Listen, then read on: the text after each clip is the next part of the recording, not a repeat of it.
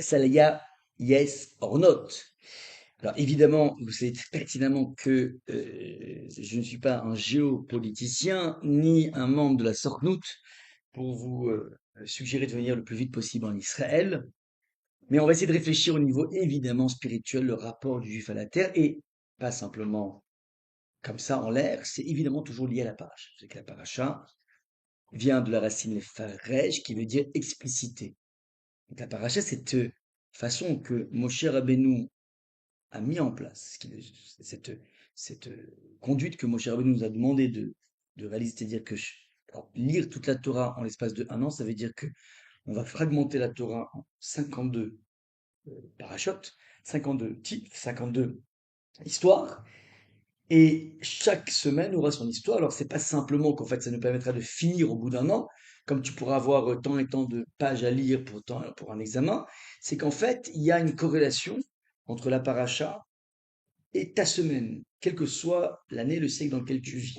Et donc, évidemment, puisque dans notre paracha de cette semaine, on va parler de l'exploration de la terre d'Israël dans la paracha donc de Shelar, c'est le moment où Moshe Rabbeinu va réunir 12 chefs de tribus. Rappelez-vous que le peuple juif est sorti d'Égypte, on est dans le désert, on s'apprête, après avoir reçu la Torah, à aller monter en Israël, c'est l'étape d'après. Ça veut dire, on sort d'Égypte, on crée un peuple, première étape. Deuxième étape, ce peuple a une instruction for use, a, on va dire, euh, un code à respecter, un sens dans son existence, c'est la Torah, donc la Torah. Puis après, il faut un lieu, puisque le Midbar, le désert n'est pas un lieu, il faut un lieu de réalisation. Et ça, c'est l'étape d'Israël. Donc c'est l'étape d'après, immédiate. Sauf que, pour pouvoir préparer cette étape, encore faut-il orchestrer la conquête de la terre d'Israël. La terre d'Israël n'était pas vierge. Ouais, c'était pas les Amériques de Christophe Colomb. C'était une terre qui était déjà occupée par 7 peuples, qui avaient pignon sur rue. Il va falloir faire la conquête. Il faut déloger ces peuples pour s'installer et déloger parce que Hachem nous l'a demandé, évidemment. C'est pas pour gagner du territoire un peu à la Poutine ou je ne sais quoi, parce que ça fait partie du projet divin. Ce sont des personnes qui ont développé, déployé l'idolâtrie sur la terre d'Israël, et ça, Hachem n'est pas d'accord avec ça. Il faut les déloger, soit leur proposer de changer de cap, soit tout simplement les déloger pour pouvoir installer les serviteurs de Dieu. Ça, c'est donc le projet historique. Et maintenant, pour ce projet, il y a une stratégie militaire comme dans toutes les stratégies. On n'y va pas au petit bonheur la chance. Et nous dit le texte, regardez comment c'est intéressant. Moïse les envoya, donc envoyé 12 personnes qui sont les chefs de tribus. Les 12 tribus, le peuple est divisé en 12 tribus. Eh bien, on envoie les 12 tribus, les 12 chefs, pour explorer le pays de Canaan en leur disant, dirigez-vous de ce côté, vers le sud et gravissez la montagne. C'est bon? Vous observerez l'aspect de ce pays et le peuple qui l'occupe, s'il est robuste ou faible, peu nombreux ou considérable. Donc, ça s'appelle une analyse stratégique, militaire, que n'importe quel haut responsable militaire, n'importe quel chef d'état-major ferait. Vérifier de quel type de population on a, pas que. Quant au pays qu'il habite, s'il est bon ou mauvais, comment sont les villes où il demeure, des villes ouvertes ou des places fortes, est-ce qu'il y a des villes fortifiées ou pas. Quant au sol, s'il est gras ou maigre, s'il est boisé ou non, tâchez aussi, donc c'est important ça, toutes ces notions, ouais. Tâchez aussi d'emporter quelques-unes des fruits, quelques-uns des fruits du pays, c'était alors la saison des premiers raisins, donc je veux des échantillons. Je veux analyser à fond le terrain, d'ailleurs tous les stratèges militaires font ça, ouais. Ce qui explique un des grands succès de la guerre des 6 jours, dans laquelle on a été surpris par euh,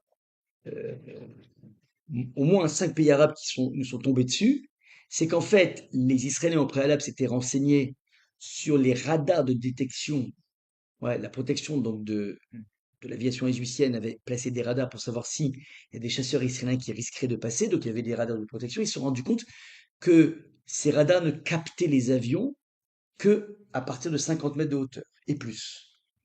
Et pourquoi ils savaient ça? Parce qu'en fait, ils savaient que c'était des radars qui avaient été construits en Russie et ils avaient les plans, par le contre-espionnage, les plans de ces radars. Donc ils savaient qu'en fait, ils ne pouvaient capter qu'à partir de 50 mètres. Donc l'aviation a fait la prouesse, juive, a fait la prouesse de voler à moins que 50 mètres pour ne pas être détecté par les radars, ouais, russes placés en Égypte, qui leur ont permis d'arriver dans tous les lieux où il y avait des chasseurs égyptiens et ils ont cloué au sol. Une fois qu'ils avaient la maîtrise des airs, comme aujourd'hui, en Iran, ben, ils ont la maîtrise de la guerre. Vous comprenez ou pas? Ça se joue à ça. Maintenant, c'est ce qu'on appelle la stratégie militaire et c'est magnifique. Ouais, je continue. Et ils s'en allèrent explorer le pays depuis le désert de Chine jusqu'à Réchon vers Hémat. Ils s'acheminèrent du côté du midi et l'on parvint jusqu'à Hévron où demeuraient Achiman, Sheshai et Talmaï, descendants d'Anak. Hévron avait été bâti 7 ans avant Tanis en Égypte. Bref, ils arrivent à Hévron, la fameuse ville de Hévron jusqu'à aujourd'hui. Arrivés à la vallée d'Eshcol, ils y coupèrent un sarment avec une grappe de raisin qu'ils portèrent à deux au moyen d'une perche de plus, quelques grenades et quelques figues. Ils allèrent trouver Moïse, Aaron et toute la communauté des enfants d'Israël, donc ils arrivent, ils reviennent.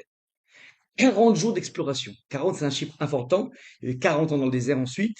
40 jours, c'est toujours un chiffre important. C'est un chiffre aussi important. Vous savez que les, le Talmud, écrit donc au IVe siècle après Jésus, stipule que c'est que à partir de 40 jours, lorsqu'il y a eu procréation, que l'on peut considérer, on peut considérer que le petit embryon a tous ses composants qui vont se déployer. Je parle de la lire, c'est pas... Désolé, désolé, il y a des faussaires, fais gaffe. Ok? Donc, non, je disais bonjour à mon ami le Rav Ethan Fison, qui fait une visite, non pas en Israël, mais une visite ici à Paris. City of Light. Alors, les amis, donc, 40 jours, de 40 jours, c'est le moment où l'embryon, dit le Talmud, eh bien, a tout ce qu'il faut. C'est-à-dire qu'en fait, le cœur, le cerveau, tout ça, ça a déjà été mis en place. Bon. Maintenant, les scientifiques ont découvert ça, qu'à 40 jours, effectivement, on a un micro-embryon. Maintenant, ils vont explorer cette terre, ils reviennent et le constat est alarmant. Regardez ce qu'ils disent. Ils allaient trouver Moïse, Aaron et toute la communauté des enfants d'Israël dans le désert de Pharan et Kadesh, à Kadesh. Ils rendirent compte à eux et à toute la communauté, leur montrèrent les fruits de la contrée, et ils firent ce récit: nous sommes entrés dans le pays où tu nous avais envoyés. Oui, vraiment, il ruisselle de lait et de miel, donc ils font la réclame du pays, et voici de ses fruits. Montrer les fruits gigantesques. Mais il est puissant. Ouais, le peuple qui habite ce pays, puis les villes sont fortifiées et très grandes, et même nous y avons vu des descendants d'Anak, mais les hommes qui étaient partis avec lui dirent, nous ne pouvons marcher contre ce peuple car il est plus fort que nous, et ils décrièrent le pays. Donc, Otsiou, Dibataret, ils ont dit du Lachonara, des choses mauvaises sur le pays, qu'ils avaient exploré en disant aux enfants d'Israël, le pays que nous avons parcouru pour l'explorer est un pays qui dévore ses habitants. Excusez-moi, vous pouvez fermer la bas. Merci. Quant au peuple que nous y avons vu, sont tous des gens de haute taille. Donc ils font leur constat, ils font le job.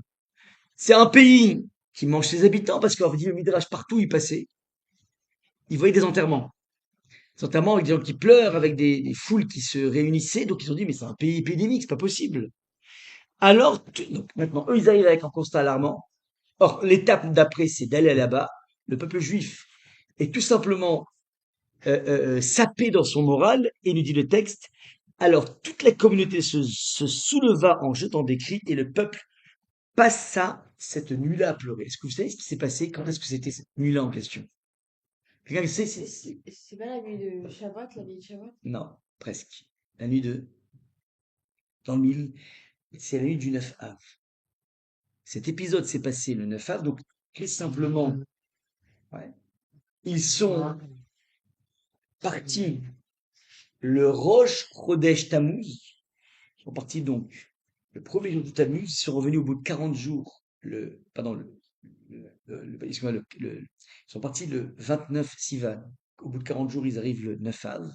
Les Rav, ils disent, voilà, c'est un pays qui est magnifique, mais malheureusement, c'est le Gan Eden sur Terre. C'est le Gan Eden sur Terre, mais malheureusement, il est insurmontable.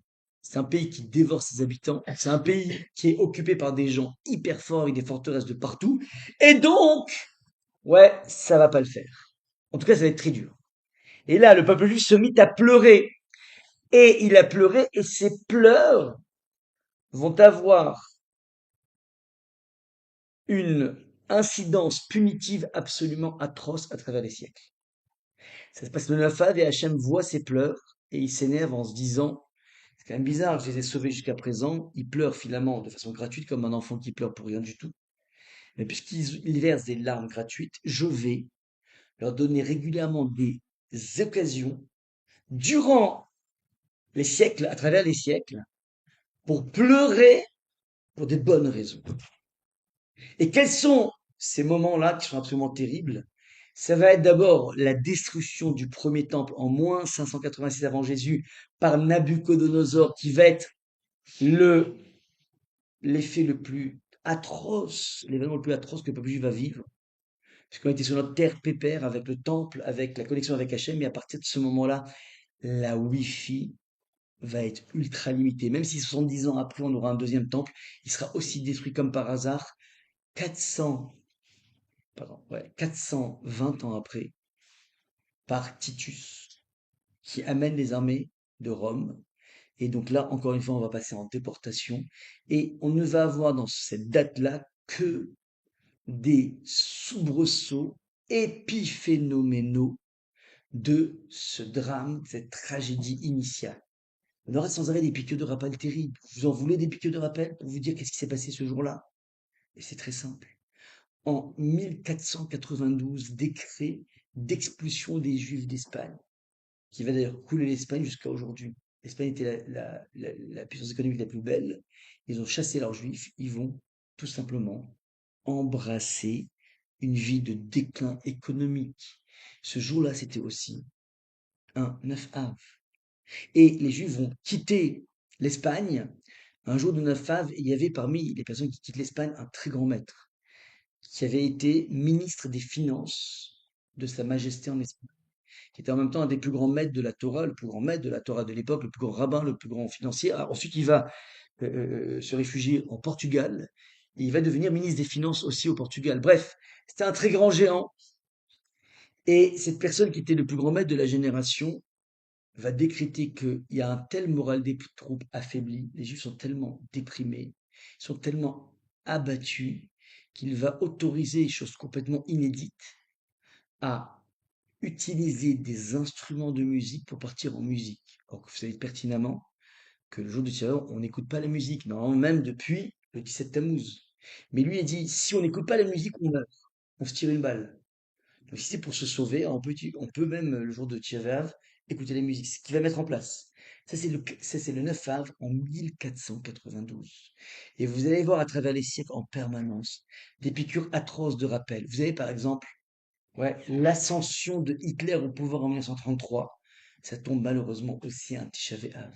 Vous avez, pour les communautés sfarades, ça c'est incroyable. J'ai toujours vu au niveau sociologique, les Sfarades ont toujours été des gens qui sont hyper, même quand ils sont pas religieux, ils font attention à Kippour et Neuf Av. Bon, Kippour, je comprends, quoi. Le grand pardon. Mais le Neuf Av, depuis quand tu fais attention? Tu sais pourquoi? Parce qu'en fait, ils vous raconteront tous, les juifs sfarades, qu'ils ont un cousin qui s'est électrocuté le 9 Av, qu'ils ont une grande-tante qui s'est noyée dans la mer en faisant un petit truc. Et ils sont chacun, il s'est fait buter par des antisémites, ouais. C'est 9 Av, on sait qu'on n'y touche pas. Donc les juifs, c'est des juifs qui respectent pas la Torah, qui font juste au mieux qui bouffent des crevettes, qui font n'importe quoi, qui fument Shabbat. Mais attention, Tisha B'Av, ne t'avise pas, ouais, d'aller dans une piscine. Ouais, ils sont dans une, ouais, mais c'est scrupuleux, ouais. Donc on a compris que c'est un jour qui est propice à la tragédie juive. Ouais, on fait hyper attention. Maintenant, comprendre ce qui s'est passé historiquement, Hachem va leur promettre, et donc, puisque vous avez pleuré pour rien, non seulement il y aura des soubresauts dans l'histoire, mais pas que. Cette génération d'hommes qui ont pleuré, parce que les hommes qui vont être frappés, ne rentreront pas en Israël. Donc on aurait dû, au bout de 1 an dans le désert, monter en Israël. On va écoper de 40 ans, 39 ans supplémentaires. Ouais. Et donc, ce qui se passe, la camarade dans la explique un truc incroyable, c'est qu'on savait que Hachem va opérer une épuration en 40 ans. Donc ils ont divisé 600 000, divisé par 40, ça fait 15 000. Vous savez que 15 000 juifs devraient mourir chaque année. Donc les juifs s'enterraient la veille du 9 Av. Et c'est horrible. Et puis ensuite, certains mouraient, certains se réveillaient. Il y a 15 000 qui mouraient par définition. Jusqu'à la dernière année, 15 000 il restait plus que 15 000, ils se sont enterrés, et boum, Baruch Hashem, 40e année, eh bien, ils sont réveillés. Tous. Et donc, ils ont compris que la punition était finie. Donc, Hachem va organiser, c'est assez incroyable, une épuration de ces hommes, pas les femmes. Les femmes, elles ont pas, elles n'étaient pas censées faire la conquête d'Israël. Donc, en fait, elles sont pas préjudiciables. Ça va être l'hécatombe terrible. 40 ans. Vous voyez un petit peu ce que la douleur de la chose. On va essayer de comprendre évidemment le pourquoi. Maintenant, ce qui va être très intéressant, c'est que, première des questions fondamentales à poser. Pourquoi en vouloir à ces explorateurs dans la mesure où ils ont fait leur job? Si je t'amène pour vérifier, espionner, me donner un constat de ce qui se passe quelque part, et j'attends pas que tu me fasses une pub marketing de la chose. C'est tout à fait normal de venir dire, bah, faites gaffe, c'est un endroit dangereux. C'est le rôle. Mieux que ça, on peut voir même dans le texte que Moshe a été beaucoup plus alarmiste lorsqu'il s'agit, lorsqu'il s'agit, ouais, de monter en Israël. Au moment où on va effectivement arriver en Israël, alors le texte précise, en tout cas, regardez ce que j'ai marqué dans le document. Shema Israël, dit Moshe au peuple juif. Ata over ayom et Adel, tu vas passer le Jourdain. Donc on était sur la frontière du Jourdain. On va passer en Israël. La vol la Rechet Goïm, pour venir déposséder les nations Gedolim Vatsumim, plus grandes et plus puissantes que toi. Donc Moshe évoque le fait qu'on va être devant des géants beaucoup plus forts que nous. Harim Gedolot, des villes grandes ou Betsurot, et des remparts Bachamaï qui touchent le ciel. Donc ça veut dire qu'a priori, la terre d'Israël est une terre inaccessible. Et lui, a priori, il a un constat aussi tragique. Am Gadol Veram, c'est un peuple grand et puissant. Des enfants de Anak, de géants, Asher Atayadata, dont tu sais, Veata Shamata, et dont tu as entendu, Mi Yitzetsev Nifne Bene Anak, qui osera se présenter devant des géants. Ça a l'air que Moshe, 40 ans après, il a le même constat alarmiste, presque plus alarmiste que ça. Donc, qu'est-ce que tu en veux aux explorateurs? Pourquoi tu les embêtes? Ok, donc ça va être la question essentielle à poser. Je vous ai dit, l'histoire juive est parsemée de catastrophes. J'ai oublié de vous dire, par exemple, que la ville de Bétar, à l'époque des Romains, avant les Romains même, a été complètement saccagée. C'est des dizaines de milliers de juifs qui ont été passés par le fil de l'épée. Théodose Rufus va faire du Kodesh à Kodashim, un des empereurs romains, va faire du Saint des Saints, va en faire une boîte de nuit. Ils vont faire un lieu de labourage, ça veut dire on va tomber complètement de notre superbe. Et ça, c'est l'histoire qui va. Oh, c'est ça. Et si tu voudrais dire qu'en fait, c'est le constat alarmiste des explorateurs qui fait ça, alors tu es dans la mauvaise. Tu te trompes. Pourquoi? Parce que Moshe fait la même chose, il n'est pas préjudiciable mieux que ça. Est-ce que le problème dans la vie, on va essayer d'expliquer, hein, qui a tué Madame Pervenche comme dans le Cluedo? Est-ce que le problème, c'est qu'en fait, on ne devrait pas envoyer des explorateurs? Pourquoi on ne devrait pas envoyer l'explorateur? Parce que finalement, eh bien, quand tu fais confiance à Dieu qui t'a amené jusqu'à présent, alors tu n'as pas besoin de vérifier le terrain, tu y vas et puis c'est tout. C'est le problème. C'est pas ça le problème. C'est pourquoi? Parce que même Yahushua, quand lui va faire la conquête d'Israël, qu'il va le réussir, avant ça, il envoie aussi deux explorateurs. Donc si le problème c'est envoyer l'explorateur, pourquoi Yahushua réitère la même bêtise? On a payé cher quand même, 40 ans déjà. On va payer cher encore. Pourquoi tu demandes encore des explorateurs? C'est bizarre. Donc c'est sûr que l'envoyer d'explorateur n'est pas un problème. Donc il faut essayer de trouver, d'expliquer qui a tué Madame Pervenche, avec quoi elle a tué, ouais. C'est pas ça l'enjeu essentiel. Maintenant, je vais vous proposer une, une, euh, une lecture extrêmement sophistiquée. Ouais, donc trois questions que je vous ai marquées ici. A priori, on est le peuple élu sur un paradis terrestre, mais les explorateurs brisent le moral des troupes. Mais Moshe Rabbeinu a pu aussi briser. Qui plus est, ouais, un espion est censé faire le job. Donc on comprend pas ce qui se trame ici. On est bon ou pas? On est bon dans les questions ou pas? S'il y a des questions, n'hésitez pas à me poser. Maintenant, regardez. On va faire ce qu'on appelle un travail de un travail qui consiste à comprendre que les histoires dans la Bible sont des histoires qui évoluent comme, enfin, selon le schéma de ce qu'on appelle des poupées russes. Et ici, c'est quoi des poupées russes? C'est une toute petite poupée qui est dans une un peu moins petite, dans une un peu moins petite. Et puis vous avez une grosse poupée comme ça. Donc tu l'enlèves. Il y en a encore une, ouais, c'est magnifique. Les enfants, ils sont. Moi, je me rappelle, ils étaient complètement fous de ça. C'est très beau les poupées russes, ouais. Mais l'histoire juive fonctionne en mode poupée russe. C'est-à-dire, vous avez une histoire. Et 1000 ans après, vous avez une histoire qui ressemble à la même en plus grand, en plus important. Et donc, nous, ce qu'on fait très souvent, c'est qu'on regarde l'histoire actuelle. On essaie de voir s'il n'y a pas des antécédents avec les mêmes ingrédients préalables qui nous permettront de mieux comprendre les enjeux. Ok ou pas? Regardez. On a des ingrédients ici. On a ce qu'on appelle des méraglim, qui veut dire des explorateurs. Ouais. Tu veux pas prendre en photo le truc si tu veux suivre dans le texte, ou? Non. Comme ça. On a ce qu'on appelle des explorateurs, retenez bien, des méraglim. Ouais. Et ces méraglim vont venir explorer la terre et au bout du compte, Otsiou Diba, ils vont, ouais, proférer du lachonara, c'est-à-dire de la médisance sur la terre d'Israël en disant que c'est une terre qui mange ses habitants. Retenez bien les choses. On a des méraglim, des explorateurs, retenez bien les termes, ouais, c'est pour ça que je vous ai mis des couleurs, qui viennent explorer donc la terre, qui ressortent avec un constat méchant sur la terre. C'est une terre pourrie, c'est une terre enfin, très belle, certes, mais qui mange ses habitants, qui est inaccessible. Et c'est une terre, ouais, qui, alors, autre point, ils ont été envoyés, Vaishlar, ils ont été envoyés. Ils vont aller jusqu'à la ville de Hebron. Ils vont ramener un constat, Vayashivu Otam Davar. Ils vont prétendre que c'est une terre qui mange ses habitants, qui mange au Chelet Yoshvea. Et il va y avoir des pleurs. Ce sont les ingrédients que l'on traverse. Et on a un grand maître qui s'appelle le Balatourim qui dit, mais ces ingrédients, je les ai déjà vus dans une autre histoire bien avant. C'est l'histoire de Yosef et de ses frères. Vous vous rappelez l'histoire de Yosef et ses frères? Il y a un frère qui s'appelle Yosef qui était jalousé. Pas ses frères. Ils n'en pouvaient plus. Et ils ont décidé de le dégommer. Au début, ils veulent le tuer, après ils disent non, on va le vendre. Bref, vous connaissez son épopée. Il est jeté dans un puits, il est ramené par racheté par des caravanes de commerçants qui passaient par là-bas. Il atterrit en Égypte, là-bas il bosse, il rentre auprès de chez Monsieur Poutifar, il bosse comme un commis là-bas, puis il gravit les échelons, il devient DAF, directeur financier. Puis Youssef, il est beau à crever. Madame Poutifar est belle à crever.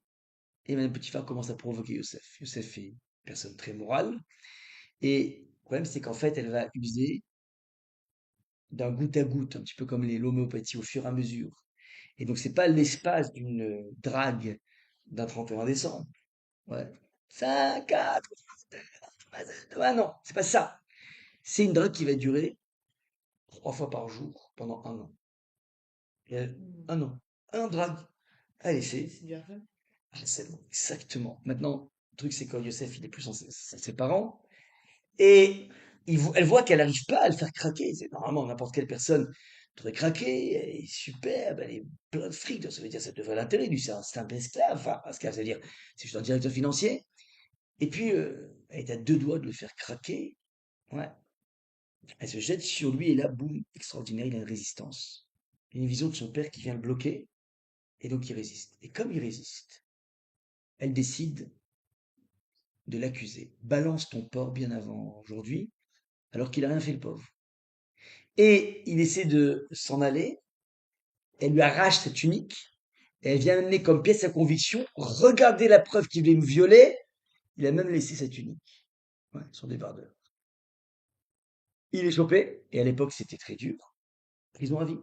Il débarque dans la prison. Et, bah, au Hachem, de fil en aiguille, il va être là-bas pendant 12 ans. 12 ans de balle. Et Mina Shamaim, grâce à une interprétation de rêve qu'il fait, il va être repéré par Pharaon, qui a aussi un rêve compliqué, qui n'arrive pas à interpréter, malgré tous ses marabouts. Et il demande à Yosef de l'interpréter, il l'interprète, et d'un coup, vous savez, ascension sociale complètement incroyable, il devient numéro 2 du royaume. C'est l'histoire d'un détenu qui devient numéro 2 du royaume, c'est incroyable, fantastique. Et lui, donc notre cher Yosef, va interpréter les rêves. Il va dire à Pharaon, tu as fait 2 rêves, ouais, avec des vaches, avec des épis, tout ça. Donc en fait, ce qui veut dire, dit-il, que tu vas avoir 7 années de prospérité. Et dans ton rêve, puisqu'il avait rêvé qu'il y avait des vaches maigres qui phagocytaient, qui avalaient des vaches grasses, ce qui est bizarre dans le rêve, et ça veut dire qu'il y aura 7 vaches qui correspondent à 7 années d'abondance, et après des vaches maigres, vaches grosses, abondance. Vaches maigres, eh bien, famine. Mais les 7 années suivantes, elles sont tellement dures en famine qu'elles vont avaler les précédentes, c'est-à-dire qu'on va oublier les années d'opulence. On galérera tellement au niveau économique, et donc dit Yosef, ce serait intelligent, pendant les 7 années d'opulence, de remplir les hangars, de façon à pouvoir irriguer, ouais, de nourriture les années les années malheureusement de famine. Et c'est ce qui fait mis en place un plan extraordinaire économique, et ça fonctionne. Et donc, maintenant, tout le monde de l'époque était sous la famine. L'Égypte, c'était le centre du monde. Donc, Yaakov, le père de Yosef, et les frères de Yosef qui étaient en Israël, pendant 2 ans, ils s'en sortent. Et au bout de 2 ans, plus de blé, plus rien. Donc, ça les oblige, les frères de Yosef, à descendre en Égypte. Ok.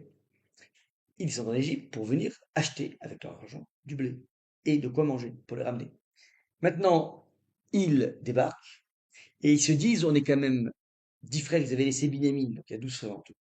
Ils avaient laissé Binyamin chez le père, il n'y en a que 10 qui débarquent. 10. Maintenant, c'est des personnes extrêmement fortes, extrêmement puissantes, extrêmement marquantes, qui n'avaient pas aussi le type égyptien. Donc, s'ils arrivent les 10 comme ça, ils vont se dire, waouh, c'est un bataillon. Ouais, c'est un groupuscule. Donc, ils ont eu l'intelligence de passer par 10 portes différentes. Ouais, allez. Ils débarquent. Et puis, évidemment, Yosef les reconnaît, mais lui, il est grimé en vice-roi d'Égypte. Donc, il n'est pas reconnu par eux. Et il va commencer à les cuisiner. En disant, dites-moi, regardez ce qu'il dit, c'est assez incroyable. Euh, Regardez dans le texte, je suis dans un air de déjà vu. Vaïskor Yosef et Achalomot. Alors, d'un coup, il voit donc ses frères qui débarquent pour acheter du blé, et il se rappelle des rêves qu'il avait fait. Quels étaient ses rêves? Il avait exprimé même ses rêves auprès de ses frères, il avait dit, j'ai rêvé que nous étions tous les frères en train de ramasser du blé dans un champ, et j'ai ramassé ma gerbe de blé, et vos gerbes de blé, disait-il, à l'âge de 17 ans, sont prosternés devant mes gerbes de blé. Puis j'ai fait encore un nouveau rêve. Et j'ai rêvé qu'il y avait un soleil, une lune et 10 astres qui se prosternaient devant moi. Et les frères se disent, attends, mais c'est insupportable ça. Ils pensent vraiment qu'on va se prosterner devant lui alors que c'est un frère cadet depuis quand? Mais lui maintenant, après tellement d'années, 22 ans, il dit, mais c'est incroyable. Cette prophétie est en train de se réaliser puisqu'en fait, je rêvais des gerbes de blé qui se prosternaient devant moi. Mais là, pour de bon, j'ai des frères qui se prosternent devant moi. C'est magnifique. Ouais. Et à ce moment-là, il, ouais. ויזכור יוסף את החלומות, donc il se rappelle des rêves, אשר חלם להם, qu'il avait rêvé, ויאמר עליהם ברגלים אתם, qu'est-ce qu'il dit? Il les accuse de des espions. Attention, première fois qu'on voit marquer le thème espion chez Yosef. Vous êtes des espions, il les accuse d'espionnage, ok? Jusqu'à là c'est bon? L'Irot et Tervat Ares Batel, vous êtes venus voir la nudité de la terre. Et là donc, le maître veut dire la chose suivante.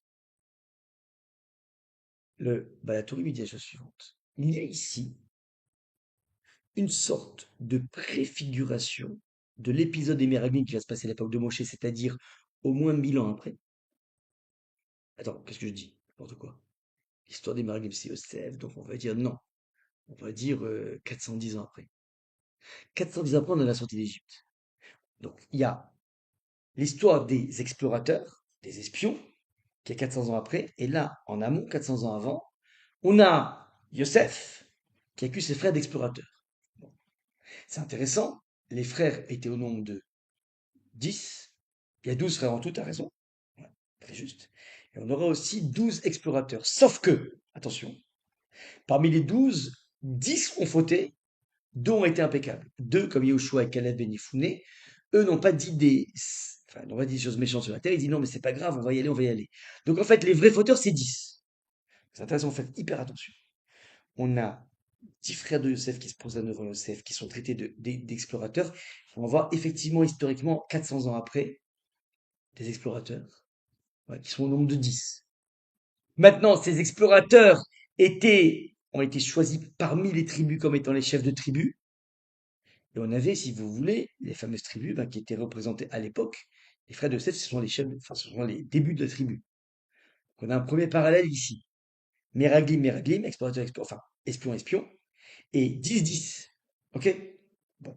Donc là maintenant, on a un Yosef qui nous traite d'explorateur. Et regardez ce que va dire alors le Balatourim, il dit Pirouche. Quand Yosef dit vous êtes des explorateurs à ses frères, il dit Veloani et pas moi, dit Yosef, chez Yehoshua, car Yehoshua, chez Yatsa Mimeno, qui sortira de Yosef, le descendant de Yosef c'est Yehoshua, Loyaba, il faisait pas partie des contestataires, des espions mauvais, Vemamrou Lo.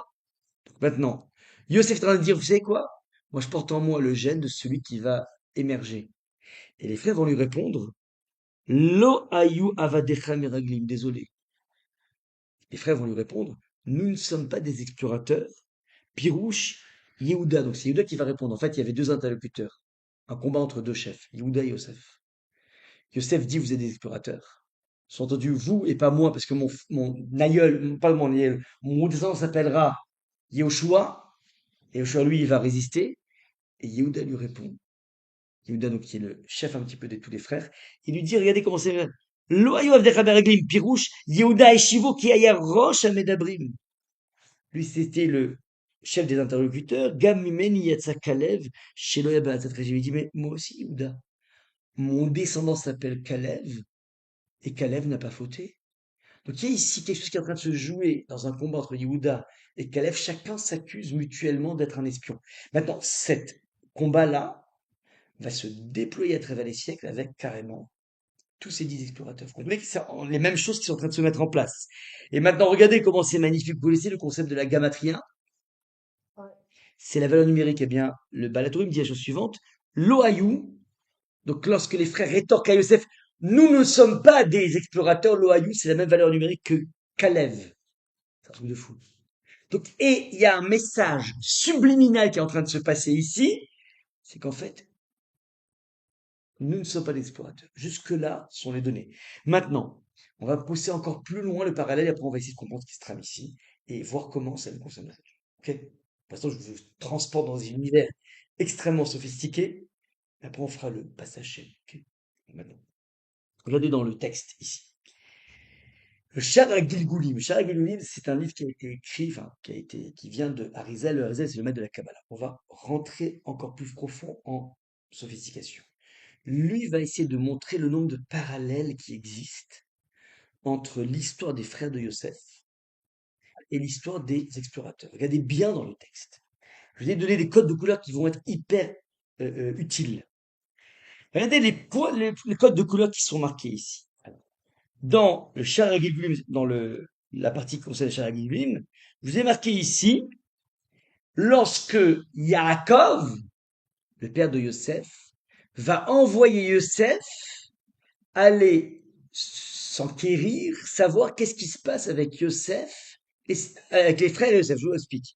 Yosef était le préféré de Yaakov, et Yaakov va dire à Yosef, je veux que tu ailles voir qu'est-ce qui se passe avec avec le bétail de tes frères et tes frères eux-mêmes. Or, ce qui se passe, c'est que dès qu'il arrive là-bas, c'est le moment où se dresse le complot contre lui, et il va être jeté dans la fameux puits, ainsi de suite. Ok. Donc là, maintenant, comment s'est exprimé Yaakov? Il a dit la chose suivante. Vayomer lo, il lui a dit à Yosef, lève, s'il te plaît, va là-bas. Re'e et shelom achecha, va t'enquérir de savoir comment se portent tes frères. Va et shelom atzod, et comment se porte le bétail. Va hashiveni davar, et tu me feras un rapport. Rapporte-moi des nouvelles. Va yishlacheni, et il l'envoya ainsi. Il va yishlacheu, il l'a envoyé ainsi. Mi emek Chevron, ainsi de la vallée de Chevron. Et Yosef se rendit à Shechem, c'est-à-dire à Naplos. Maintenant, regardez les codes de couleurs, s'il vous plaît. On a un Yaakov qui demande un rapport à Yosef de savoir comment vont ses frères et le bétail. Regardez dans le code de couleur ensuite, au-dessus. Ouais. Ils étaient, ils sont venus, les explorateurs, Vayashivu, Otam Davar. Ils ont fait un rapport. Ouais. Vous voyez qu'ils ont fait un rapport. Ce sont les mêmes termes. Est-ce que vous voyez ou pas? Ils rendirent compte, ils rendirent compte. Vous voyez que c'est les mêmes termes. D'accord? Ensuite, on dit que Yaakov a envoyé Yosef, et le début de la paracha commence par Vaishla, ça veut dire il a envoyé les explorateurs. Deuxième parallèle. Ok? Maintenant, ça se passe sous le théâtre, regardez en vert dans le verset numéro 22, à Hebron. Hebron, c'est la ville de Hebron actuelle. Où est-ce qu'est allé, d'où est parti Yosef? De Hebron aussi. Ouais. Donc on a encore un troisième terme. Maintenant, lorsque les frères vont se, comment dire, vont se débarrasser de Yosef, ils vont devoir revenir voir leur père en leur racontant un pipeau. Vous vous rappelez c'est quoi le pipeau ou pas? Qui est décédé. Et comment il est décédé? Sous quel... Bravo, c'est très bien. Donc ils vont dire, et quelle est la preuve quelle est la pièce de conviction qu'une bête féroce dé- la- la- comment? Oh, la tunique a été imbibée de sang. C'est intéressant, regarde cette tunique. Elle a été imbibée de sang. Donc en fait, pour trouver ce sang, comment ils ont fait, puisque c'est du pipeau, comment ils ont fait pour trouver du sang? Ils ont tué une chèvre, exactement. Et donc, juste après l'épisode, bravo. Mais évidemment, c'est la même. Et tu sais d'où elle vient, bravo. Et tu sais d'où elle vient, cette tunique?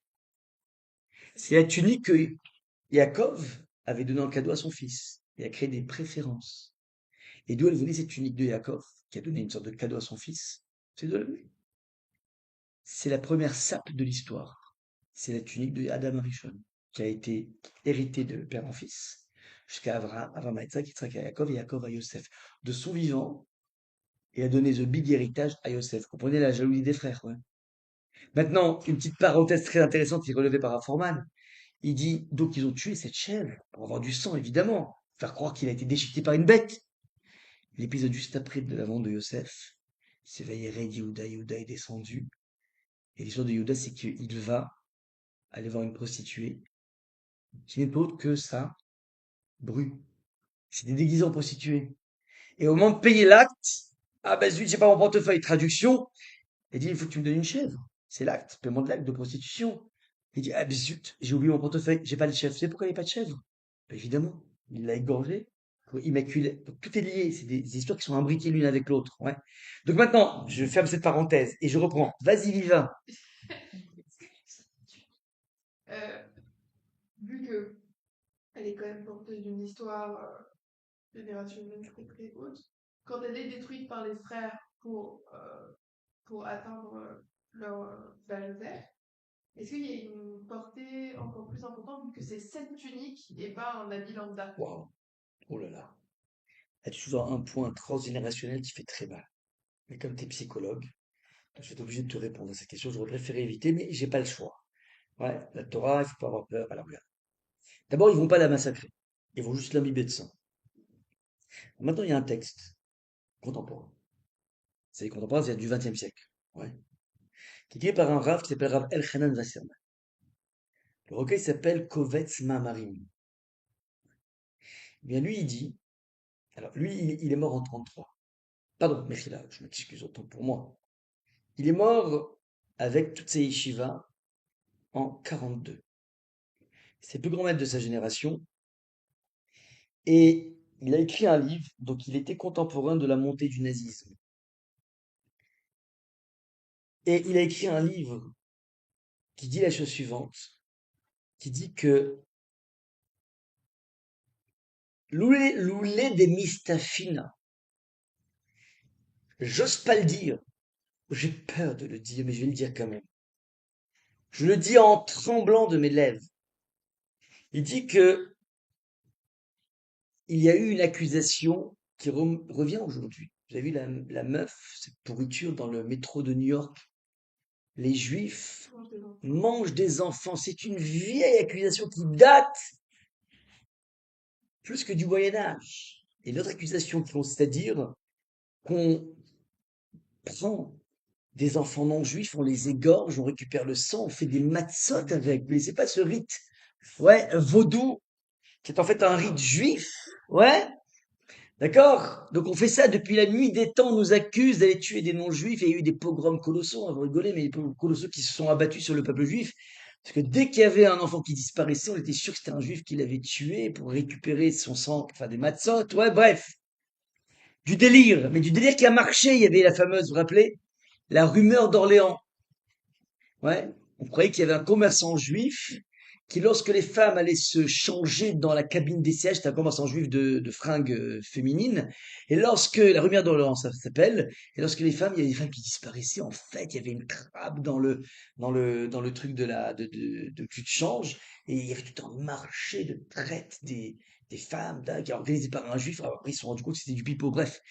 En tout cas, il y a eu toujours, le juif a toujours eu bon dos pour se faire massacrer, pour se faire dénoncer. Et il dit le Rav, Louis, j'ose pas le dire, dit le Rav. Toi, je t'ai dit, j'ai mis des pincettes quand je réponds à ta question.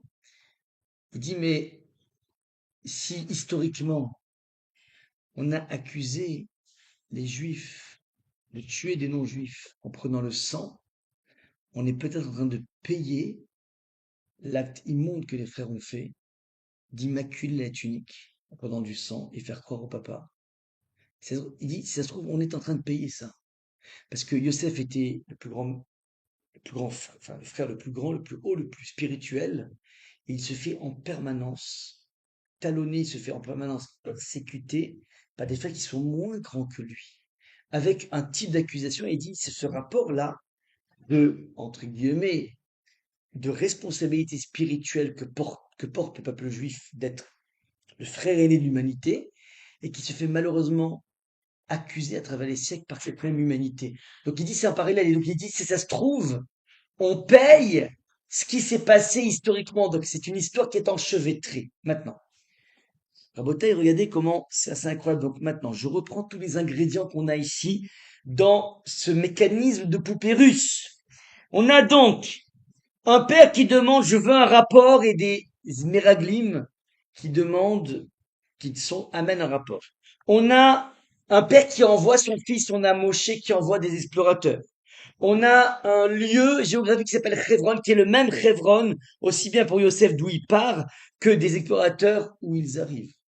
On a, quatrième élément, on a une terre qui mange ses habitants, disent les espions. Et lorsque Yaakov, ouais, voit cette tunique immaculée de sang, il dit Vaïkra, il a reconnu. Mais c'est la tunique de mon fils. Chayara achalata. Apparemment, c'est une bête sauvage qui l'a mangé, ochel, mangé, et la terre qui mange ses habitants. On a un cinquième parallèle. Ouais, on a dit que Yaakov va pas réussir à porter le deuil. Vous savez qu'en fait, le Chovot et Levot, il dit un truc extraordinaire que quand tu observes la nature, tu peux faire des gains de émouna, de croyance en Dieu et de confiance en Dieu incroyable. Il dit par exemple, Shara Bechina. Shara Bechina, c'est la faculté d'observer le monde. Il dit par exemple, Hachem a créé ce qu'on appelle l'oubli. Ouais. Alors l'oubli, tu dis, mais c'est une tannée, j'oublie toujours mon portable, j'oublie mes oreillettes, j'oublie mes clés, ouais. Heureusement qu'on a des enfants qui nous rappellent.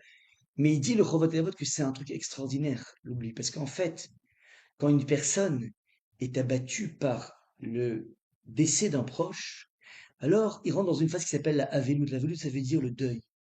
Et le deuil, c'est une période extrêmement dure, le Allénou. Ouais. Parce qu'en fait, d'un coup, tu réalises que c'est terrible, quoi. C'est game over, il n'y a plus. Tu pourras plus, quelque part, retrouver la personne que tu aimes. Et tu es mu, et tu es encombré par un sentiment qui s'appelle, mais c'est tellement dommage. Pourquoi j'ai pas suffisamment profité? Pourquoi je ne pas demandé pardon? Pourquoi, ouais? Et cette période s'appelle la Avelut, le deuil. Et la Avelut vient de la racine en hébreu, je vous le donne en mille. Ah, Non, presque. Rajoute une lettre. Ouais, Avel, mais c'est quoi? Avel, c'est dire l'endeuillé. Mais c'est quoi? Qu'est-ce qu'il y a avec les mêmes lettres? Aleph, Bet, Lamed.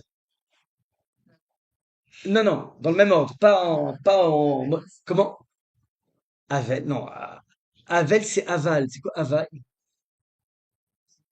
Mais, c'est l'adverbe mais, enfin, pas l'adverbe, on appelle ça, mais oui, mais oui, merci. Conjonction de coordination, et je tape barre chez mots. Moi, j'ai oublié le Becherel, je l'ai laissé au bled. Ouais, le bled, le Becherel, ouais. C'était la blague. Bref. Avel, endeuillé, aval, mais. Rapport. Attention, la langue hébraïque, je fais pas mal de posts actuellement sur Insta, je vous conseille de les voir, ou même sur les shorts. La langue hébraïque n'est jamais le fruit d'un hasard. C'est-à-dire qu'il y a une idée de mais dans l'endeuillé. C'est quoi mais? Ça veut dire. Je me pose des millions de questions. Et j'ai plein de regrets. Et j'ai plein d'angoisses. Mais pourquoi? Mais pourquoi? Et on te dit, mais la vie continue. L'enjeu du deuil, c'est de comprendre qu'on va continuer à vivre, malgré toutes les questions qui nous paralysent, qui pourraient nous paralyser. Ça, c'est le concept du deuil. Donc, il te dit le Rav, le Chovot HaLevavot, un maître du XIIIe siècle, excusez-moi. Il dit, l'oubli, tu dis cette année, non, c'est pas une année. Parce que l'oubli, c'est ce qui permet, petit à petit, d'oublier même les choses les plus proches. Parce qu'au début, tu dis, mais je pourrais jamais oublier, je pourrais jamais m'en sortir. C'est pas possible. Et puis, il y a un truc incroyable, une sorte de potion magique qui fait qu'en fait, on finit par oublier. Maintenant, regardez comment c'est extraordinaire. Yaakov, pendant 22 ans, il pleure son fils. Nous, le tarif, dans la Torah, c'est 1 an. Pendant 1 an, tu fais ce qu'il faut. Ouais. Pendant 1 mois, par exemple, pour les rapports de fils à, enfin, d'enfant à parent, alors c'est 1 an de deuil. Pendant 1 an, il n'y a plus de cinéma, il n'y a plus de trucs. Même pour eux, on fait tout seul. Ouais, pendant 1 mois, on sait se pousser la barbe, les cheveux, les trucs. Ouais, pendant une semaine, on se lave pas. Ouais, il y a tout. On marche pas avec des chaussures en cuir. Mais tout ce cérémonial, il est là pour petit à petit décanter, évacuer, pas oublier, mais évacuer. Et il se trouve qu'au bout du compte, t'es beaucoup moins envahi qu'avant. C'est un truc. En fait, t'apprends à positiver la chose. C'est un truc incroyable, incroyable, ouais. La Torah. Maintenant, vous comprenez, Evel Aval, c'est extraordinaire, ouais, j'adore moi la Torah. J'adore le Lashon HaKodesh aussi, ouais. Parce qu'en fait, il te dit des choses, ouais. Alors maintenant, lui, non, il dit, il refuse de se laisser consoler, il n'arrive pas. Tu sais pourquoi il n'arrive pas à se consoler? Vous savez pourquoi? Pourquoi est-ce qu'il n'arrive pas à se consoler? On a dit que normalement la consolation, au bout d'un an, c'est bon. Mais ça, c'est que valable quand il est mort, l'enfant. Mais comme il n'est pas mort, l'enfant, il n'y a pas cette magie de la consolation. Donc il n'arrive pas à se consoler, le papa. Vayomer qui est Ered el Beni Aval Shola, donc je tomberai dans la tombe. Vayefk Otto Aviv. Et donc il s'est mis à pleurer. Yaakov se va pleurer. Tiens, tiens, on parle de pleurs, et on parle aussi du pleur des enfants d'Israël qui apprennent le départ, qui apprennent le fait que on ne pourra pas aller dans cette terre, ça veut dire une terre qui fait trop peur. Donc on a trop d'ingrédients ici. Regardez un peu le nombre d'ingrédients. On a une ville qui s'appelle Hebron. On a des pleurs. On a une mission, Vaishlar. On a une mission. On a un rapport qui est amené, un rapport qui est amené. On a une terre qui mange ses habitants. On a une bête sauvage qui a mangé mon fils. Et je vous l'ai dit déjà, on a 10 personnes qui ont participé à ce massacre de Yosef, en tout cas à cette vente de Yosef. On a 10 explorateurs qui sont pas comme il faut. Et on a ici un passage, ouais, entre Yosef qui dit, vous n'êtes pas moi, espion, parce que moi j'ai Yehoshua dans ma descendance. C'est subliminal, si vous voulez. Il dit sans s'en rendre compte. Et les autres disent, non, Loaïou, on n'a jamais été des espions. Loaïou, Gamatria, Caleb, parce que Yehuda répond, mais moi aussi j'ai dans ma descendance Caleb. Waouh! On est vraiment dans des histoires qui sont imbriquées, c'est ce que j'appelle les papyrus. Il y a la petite histoire, ensuite la grande histoire qui se déploie, ouais. Et donc, il y a ici une obligation d'essayer de comprendre ce qui se trame ici. Alors, Rabotai, c'est là qu'arrive le message, the message fondamental. Fondamental.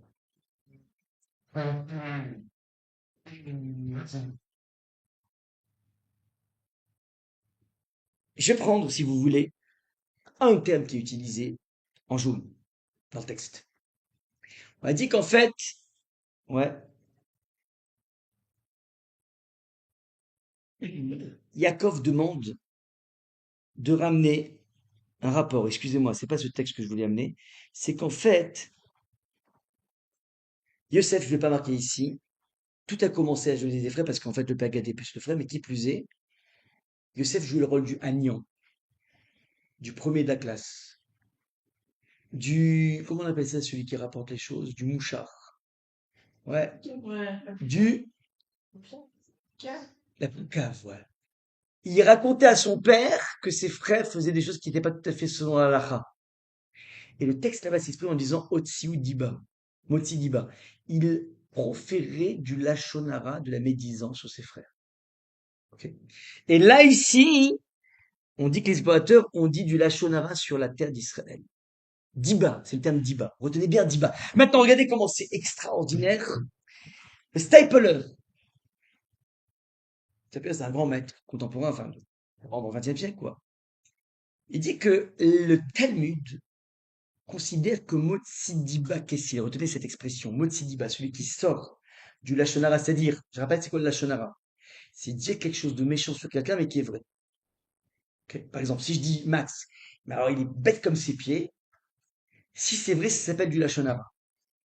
Si c'est faux, ça s'appelle du motzi shemra, ça s'appelle fait, euh, comment dire, donner un mauvais nom, enfin un mauvais nom mais qui n'est pas justifié. Ok. Donc il y a deux niveaux dans dire des choses mauvaises. Il y a insulter par exemple, même trois niveaux. Je peux insulter quelqu'un, bon, va te faire voir. C'est interdit d'après la Torah. Je peux dire à quelqu'un d'autre, tu sais, Max, il est bête comme ses pieds. Ouais, ouais. Ou bien je peux dire, Max, comment dire, je te conseille surtout pas de prêter d'argent à Max, il rend jamais. Ou rarement. Je parle dans le cas où c'est vrai. Ouais. Eh ben, ça, c'est de la médisance. Maintenant, je peux aussi mentir sur Max. C'est un mec qui rend toujours ses prix. Je dis, tu sais quoi, Max, je te conseille pas de donner. Je vais être méchant avec lui. Ok. Maintenant, le Talmud dit que Motsi Diba Kessil, une personne qui dit du Lachonara, vous avez compris ce que le Lachonara, c'est dire quelque chose de mal sur quelqu'un, à quelqu'un d'autre. Donc je suis en train de lui descendre l'image de la personne, mais à juste titre. J'ai pas le droit de faire, mais je suis pas en train de dire un pipeau. Eh ben ça s'appelle dans le Talmud un Kessil, un imbécile. Un imbécile. Alors maintenant, est-ce que vous êtes d'accord avec ce que dit le Talmud? Bon, Bravo, pourquoi? bah, Suzanne, vas-y. s'il est vraiment idiot, il faut avertir tout le monde, comme ça il va se venger Alors, un petit peu, je sais pas, il va ouais. assumer les conséquences. Alors regarde, 2 secondes, 2 secondes. S'il est idiot, t'as pas besoin de le dire. Oui, Ils s'en oui, rendront compte, c'est pas grave. Maintenant, j'ai envie de te dire, c'est quoi le moteur de dire c'est un idiot? C'est quoi ton se moteur? mettre plus haut, Voilà. Donc ça veut dire, mais ça procède de quoi ça, ce problème? De se mettre plus haut. bah, de pas se sentir assez. Les assises narcissiques fragiles. C'est, Les assises narcissiques fragiles. ok. Guerre psychologique. Maintenant, ok, ça, c'est la raison de. Et le moteur, c'est quoi? Disons que j'ai des C'est assises narcissiques fragiles. Ok. Un psychologue, c'est obligé. Sarah. Ok, non, mais plus exactement. Une personne qui fait ça, tu le qualifierais comment? Eh, tu sais, Max, tu sais, Sabine, tu sais, cette personne, comment tu la vois? Ça, c'est la couche psychologique. Je veux savoir, en tant que telle, c'est quoi? Mais ça s'est fait de quel registre? Est-ce que ça s'appelle la gentillesse? Ah ouais, c'est un méchant. Donc il est méchant, donc il fait ça. Ouais, il y a qu'un méchant qui fait ça. Ouais, bon, une méchante qui fait ça. Ok. Maintenant, le Talmud dit, c'est un imbécile. Lui, il dit, c'est pas un imbécile, c'est un méchant. Quand tu as envie, par exemple, de raconter un truc qui est croustillant sur quelqu'un, mais c'est pas, enfin, c'est pas gentil pour lui, ouais, mais c'est croustillant, donc en fait, t'es méchant. En fait, tu t'éclates sur le dos des autres. C'est méchant. Pourquoi le Talmud stipule que c'est non, c'est quelqu'un qui est imbécile? Et j'ai envie de dire mieux que ça. En général, quelqu'un qui fait du lachonara, il est tout sauf imbécile. Il a su détecter les points faibles des autres. Et il va te trouver exactement le point pour essayer de rire sur lui. Vous comprenez ou pas? Même si c'est dans son dos, il ne saura pas, mais tu vas dire, ah, tu sais quoi, Max, à la choule, il y en avait qui adore ça, tu sais. Ah, tu la connais pas la meilleure de Max? Ouais. Ouais. Donc c'est méchant, c'est pas bête. Très intelligent. Après, le Talmud dit, c'est imbécile. C'est là dire un truc extraordinaire, il dit, regardez. Ce qui a motivé les explorateurs de dire que c'est une terre qui mange ses habitants, je vous l'ai dit, c'est parce qu'ils voyaient partout des enterrements. Ah, il y a des gens qui se réunissent. Ouais. Oh, il est mort, il est mort, il est mort. Et donc, en fait, le Midrash explique qu'en fait, Hachem avait mis en place une épidémie pour que lorsque les explorateurs arrivent dans la terre d'Israël, les gens soient tellement affairés à enterrer leurs morts qu'ils ne remarquent même pas la présence d'explorateurs. Donc Hachem leur a arrangé le chemin pour qu'ils soient pas repérés. Ok? Ça, c'est, si vous voulez, ce qui a été mis en place. Maintenant, tu veux un stylo, c'est dommage. Tiens, prends ça. Tu veux une feuille, prends ça. Allez, j'ai la peine. Donc ça, c'est ce qu'il a mis en place, Hachem. Ouais, il a mis ça en place. Maintenant, eux, ils disent, bah, évidemment, constat évident, c'est une terre qui mange des habitants. Quel est le problème ici? Où est l'imbécilité? Hachem, en fait, a orchestré que les choses de telle façon qu'en fait, les exploiteurs ne soient pas repérés. Comment tu peux occuper une population pour éviter qu'ils se rendent compte qu'il y a des gens étrangers qui sont venus, qui viennent explorer la Terre? Eh bien, tu les occupes à quelque chose. Comment? Tu fais des enterrements. Tout le monde est accumulé, donc personne ne se rend compte que on baisse la garde, personne ne se rend compte qu'il y a des intrus qui sont venus. Ok? C'est ce qu'il a mis en place à chaîne. Maintenant, eux, ils ont déduit ce qu'ils disent. Ils disent, bah, c'est exactement chez les habitants. Comment ils auraient pu éviter d'avoir cette déduction? En voyant la main de Dieu dans les enterrements. Comment tu aurais pu voir la main de Dieu? Je t'écoute. Avec la Emouna. Ah, d'accord, mais comment? Mais je veux dire, même sans Emouna, comment intelligemment on dit ils sont bêtes? Bah, C'est qu'il c'est y un a phénomène tellement, qui prend tellement d'ampleur qu'on se dit, enfin, c'est la raison. C'est-à-dire que, 2 secondes, vas-y plus loin. c'est-à-dire que c'est tellement gros Ouais. que, À quoi tu vois que c'est gros? bah, si tout le monde est à un enterrement, Donc, c'est forcément quelque chose d'exceptionnel. Pourquoi? Parce que si c'était vraiment une terre qui mange ses habitants, il y aurait une personne par enterrement. Non, déjà, à part ça, même si un enterrement, on peut pas aller à 3, 4 fois, 5 fois par jour à des enterrements. Si sans arrêt il y a des gens qui meurent, mais tu peux avoir comme personne que le père, la mère ou le frère, un frère, tu vois. Parce que l'autre frère, il va être occupé pour aller à l'enterrement de l'autre frère. On est ou pas? Ouais, c'est-à-dire mathématiquement parlant, ce qu'on appelle en mathématiques la démonstration par l'absurde. Partons de l'hypothèse que c'est une terre qui mange ses habitants. Allons jusqu'au bout. Donc ça veut dire que quoi? Que sans arrêt, il y a des morts. Mais sans arrêt, on n'a pas le temps d'aller sans arrêt, donc il ne peut pas y avoir une accumulation de personnes. Donc forcément, l'hypothèse est mauvaise. C'est pas une terre qui mange ses habitants. Alors pourquoi eux, ils ont vu ça? Parce qu'ils se sont arrêtés à courte vue. Ça veut dire que le point de départ qu'on reproche aux explorateurs, c'est avoir une vision qui s'appelle le vernis des choses. Ils s'intéressent à la couche extérieure des choses, le poids des mots et le show des photos. Viva.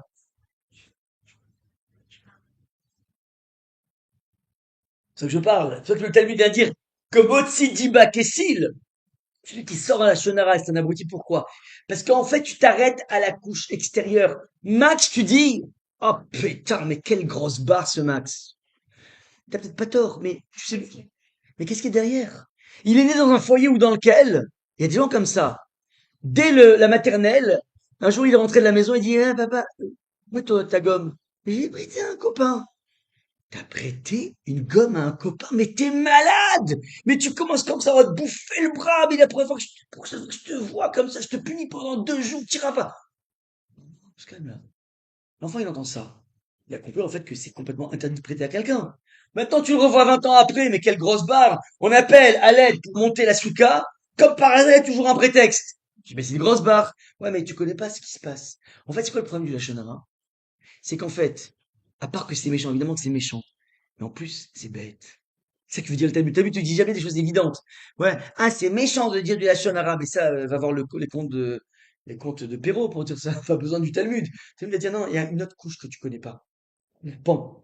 L'autre pan, c'est quoi? C'est, tu sais quoi? Regarde un peu plus profondément. Et donc, tout le problème des frères de Yosef, c'est qu'ils n'ont pas vu profondément qui était le personnage de Yosef. Ils voyaient en lui des accès de grandeur, mais en même temps des accès de petitesse. Yosef semblait être la révélation au niveau spirituel, sauf que le problème, c'est qu'on le voyait sans arrêt se gominer les cheveux et se faire les cils. Des actions qui sont pas dignes, a priori, d'un mec, si ce n'est d'un mec hyper superficiel.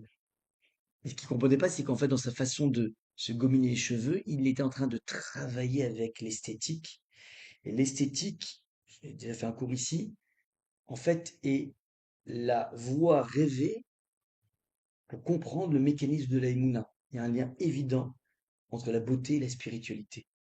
C'est une des raisons pour laquelle les personnages les plus vertueux dans notre histoire sont des personnages qui sont immensément beaux. Et le texte le stipule. Que Sarah est immensément belle, que Rivka est immensément belle, que Léa et Rachel étaient immensément belles. et que Yosef Hatzadik le plus pieux est le personne, ouais, la plus belle. Il y a un homme dont on parle de la beauté dans le canon biblique, c'est que Yosef. Et comme par hasard, tout se passe comme si plus c'est un BG, plus est tzaddik. Normalement, tu dis c'est l'inverse, quoi. Les BG, on est en l'air comme ça, ouais. On est refait, on est beau, mais ouais. Ben non. Il y a un lien évident. Je vais pas vous le démontrer. Donc en fait, ils ont rien compris à Yosef. Ce que dit Rabbi Hanan Wasserman. Ouais. Il y a eu historiquement un peuple non-juif qui aurait pu s'inspirer. Il aurait pu être une source d'inspiration pour les non-juifs, mais ils ont décidé de nous démolir. Dommage. L'humanité aurait pu avancer. Ouais. Maintenant, pareil, les explorateurs, ouais, sont en train de s'arrêter au vernis des choses.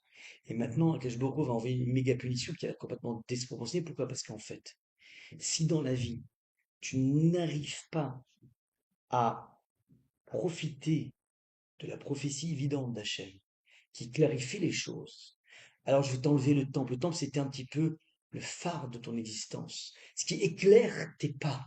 Eh bien, en fait, si tu n'es pas capable d'avoir accès à la compréhension et à la profondeur par le biais de la prophétie, de l'éclairage, du phare, alors je t'enlève la prophétie, je t'enlève le Beth Amikdash à 2 reprises, et tu vas devoir retrouver Dieu dans un travail de profondeur d'étude. C'est justement la destruction des temples qui va permettre l'éclosion de l'écriture de la Mishnah. Ça veut dire, à défaut d'avoir un Wi-Fi sur une terre avec un Beth Amikdash, on va découvrir un Wi-Fi avec Hachem. Je finis par cette conclusion fondamentale. Quand on se pose la question de la Aliyah, il y a une chose qu'il faut bien réfléchir, à laquelle il faut bien réfléchir. Évidemment, tout l'aspect des conditions financières, tout ce que tu veux, ce que tu feras. Mais il faut que tu montes en Israël en mode Aliyah. C'est quoi Aliyah? Ça veut dire, c'est le lieu de l'éclairage spirituel d'un juif qui va mieux comprendre son existence. On y va pour faire des gains de regard profond. On y va pour dépasser le monde du Paris Match, le poids des mots et le choc des photos. On y va pour dépasser le monde des stories Insta. On y va pour dépasser le monde de la conclusion immédiate. Je vois des morts, donc c'est une terre qui est pourrie. On y va pour ça. C'est un lieu dans lequel tu vas pouvoir, et c'est un lieu qui est propice, écarquiller les yeux, comprendre un peu mieux Dieu, comprendre un peu mieux ta Torah, comprendre un peu mieux, peu importe ton degré de religiosité, comprendre un peu mieux le clan Israël, comprendre un peu mieux cette terre miraculeuse. Ouais. Ça, c'est l'enjeu. Si tu vas pas dans cette perspective, si tu vas juste pour fuir l'antisémitisme, t'es passé à côté. T'es passé à côté. Peut-être que les States, c'est mieux. Peut-être. Vous comprenez pas. Je rigole pas de ce que je dis. Donc, c'est ça l'enjeu. Mais celui qui comprend en fait c'est ça l'enjeu, il peut s'épanouir de façon extraordinaire. Ça, c'est la Lia. Et pas autre chose. Maintenant, rien ne t'empêche de vérifier, d'assurer les arrières, de vérifier ce que tu peux faire.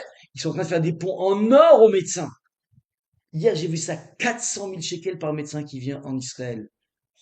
C'est pas mal quand même, 130 000 euros. T'es médecin? Non? Mais c'est un truc de fou. Moi, je serais médecin, mais je pars demain, quoi. Je vous dis ciao. Allez, on mange des gâteaux, les chaïm. C'était hyper sympa, je vous ai beaucoup apprécié. Venez nous rejoindre, ouais. Ouais, mais c'est un truc de fou. 130 000 euros. Pour médecin. Rien que pour venir. Comment? Je sais pas. Renseigne-toi, mais ça veut dire qu'en fait, ils sont en train de faire une OPA sur la France, les amis. Vous comprenez pas? Il y a des tonnes de médecins qui vont quitter la France. Or, les médecins, vous savez très bien qu'il y a pénurie en France. Ouais. Je m'arrête. Ok? Donc voilà un petit peu ce qui est en train de se passer, c'est un truc de fou, ouais. Maintenant, c'est pas ça qui doit me motiver, je serais médecin, par exemple. C'est un, c'est un boost, c'est un booster, si tu veux. Il faut que j'aille avec la bonne perspective. Là-bas, je vais grandir. Là-bas, je vais un peu plus étudier. Là-bas, je vais un peu plus me rapprocher de mes frères. Ouais. Là-bas, si j'ai du mal à étudier, mais je veux au moins être un élément, un maillon fort du peuple juif. Parce qu'en tant que médecin, je vais prendre une partie de mon temps pour le donner gratuitement pour les khayalim. Et je vais faire des prières là-bas. Et j'ai besoin de toi, vous comprenez pas? Ça, c'est l'enjeu essentiel. Il reste qu'on puisse rapidement monter là-bas avec la venue même avant la venue du Mashiach, même s'il vient, c'est encore mieux. Mais voilà un petit peu l'enjeu, Bezrat Hashem. Je vous remercie.